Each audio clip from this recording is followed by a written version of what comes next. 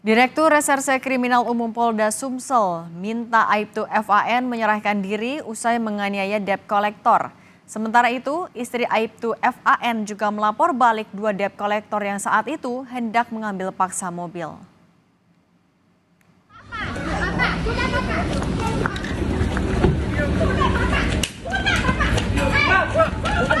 Video yang ramai di media sosial ini memperlihatkan cekcok antara anggota Polri dan debt collector atau penagih hutang yang terjadi di sebuah mal di Palembang pada Sabtu kemarin. Anggota Polri yang tak terima mobilnya akan diambil paksa mengacungkan senjata berupa airsoft gun dan sempat dilerai oleh sang istri.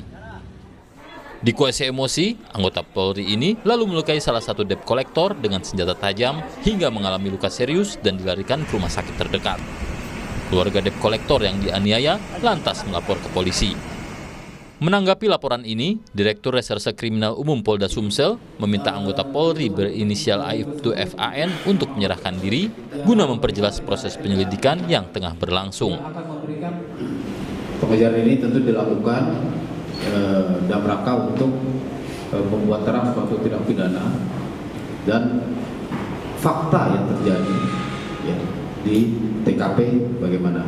Nah, memang tadi sudah disampaikan oleh Bapak Kabid Humas, kita lagi berusaha melakukan persuasif kepada pihak keluarga pelaku, baik itu dari istri, orang tua, dan keluarga lainnya, untuk dapatnya yang bersangkutan yang merupakan anggota Polri menyerahkan diri. Di waktu yang sama, melalui kuasa hukumnya, istri Aibtu FAN melapor balik kawanan debt collector tersebut ke SPKT Polda Sumsel. Dalam video ini, memperlihatkan kawanan debt collector yang menghadap mobil Aibtu FAN untuk diambil paksa. Dalam keterangan laporan istri Aibtu FAN, saat itu mereka dihadang oleh 12 orang debt collector dan merampas kunci mobil Aibtu FAN disertai aksi saling dorong. Mempertanyakan mobil, menanyakan STNK. Kata Pak Evan, bukan kapasitas kamu mencarikan STNK. Nah, itu jadi perdebatan. Ada perampasan terhadap kunci mobil.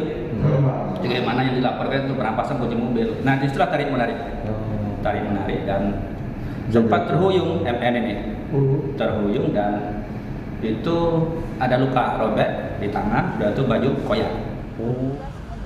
Kini, polisi masih mendalami keterangan kedua belah pihak dari aksi saling lapor ini. Reski Oktora, Mukhlas Diferensial, Kompas TV Palembang, Sumatera Selatan.